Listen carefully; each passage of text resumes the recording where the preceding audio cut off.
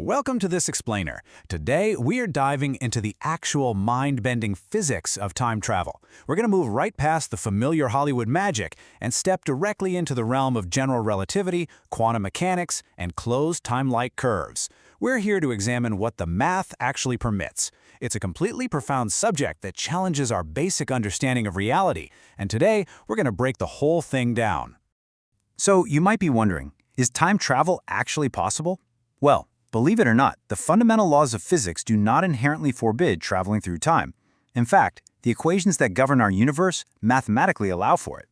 The real roadblock isn't the theoretical framework itself, but rather the monumental, almost unimaginable engineering required, along with the massive logical paradoxes that emerge when we try to manipulate those laws at a macroscopic scale. To really understand how we might manipulate time, we have to look back to Albert Einstein and a concept called Minkowski space. In this mathematical framework, space and time aren't these independent, rigid things. They are actually fused together into a four-dimensional manifold that we call space-time. Mathematically, time acts as the fourth dimension because, think about it, to pinpoint any specific event in the universe, you need three spatial coordinates, length, width, and height, plus one very precise time coordinate. Everything is embedded in this flexible geometric fabric, and warping this geometry, that is the absolute foundation of theoretical time travel. To see how this works, we'll explore 5 scientifically accepted theories: racing the speed of light, black holes and gravity, wormholes, cosmic strings, and finally, the quantum multiverse. Let's dive in. Starting us off, method number 1, racing the speed of light. Einstein's special relativity introduces us to a wildly cool concept called time dilation, which is dictated mathematically by something called the Lorentz factor. Basically, as an object accelerates toward the cosmic speed limit, which is roughly 300,000 kilometers per second, time for that object actually slows down relative to a stationary observer. And I want to be clear, it's not just an optical illusion. Time literally passes at a different physical rate. If you theoretically traveled close to the speed of light, your biological clock and mechanical instruments would tick completely normally from your perspective. But decades or even centuries would pass back on Earth. The physical roadblock here isn't the math, it's the energy. The Lorentz factor dictates that as you approach light speed, your relativistic mass increases exponentially. So it would require a literal infinite amount of energy to accelerate a spacecraft with actual mass to that absolute limit. But what if you can't build a ship that goes quite that fast? Well, that brings us to method number 2, black holes and gravity.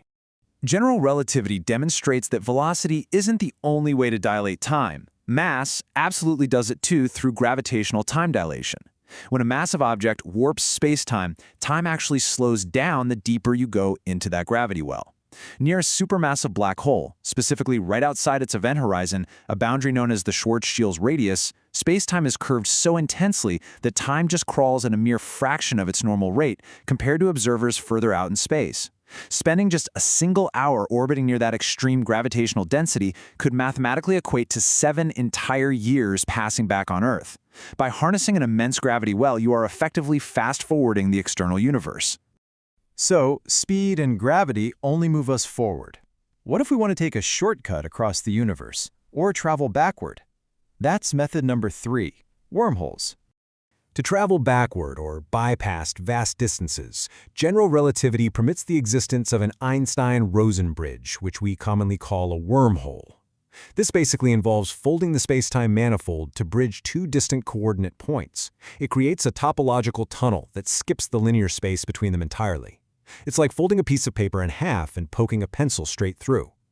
However, the caveat here is immense. For a wormhole to remain traversable without instantly collapsing under its own immense gravity, it absolutely must be propped open. This requires a stabilization mechanism using exotic matter, a highly theoretical substance with negative energy density and negative mass, which actually repels rather than attracts. Without a massive influx of this negative energy, the throat of the wormhole would instantly crush anything attempting to pass through it. Moving on to something a bit more obscure, we have method number 4, cosmic strings. Cosmic strings are hypothesized one-dimensional topological defects. You can think of them as infinitely thin, hyper-dense threads of energy left over from the symmetry-breaking phase shifts of the very early universe. Their extreme density profoundly warps the surrounding space-time geometry. Back in 1991, theoretical physicist J. Richard Gott formulated a time machine model utilizing these exact anomalies.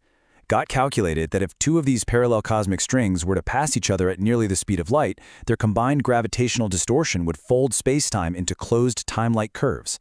By charting a precise, continuous trajectory around these rapidly moving strings, a highly advanced spacecraft could theoretically travel along this curve and return to its exact starting point before it ever even departed. No way, right?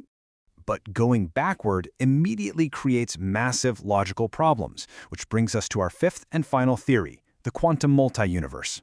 The exact moment theoretical physics allows for backward time travel, it triggers macroscopic paradoxes.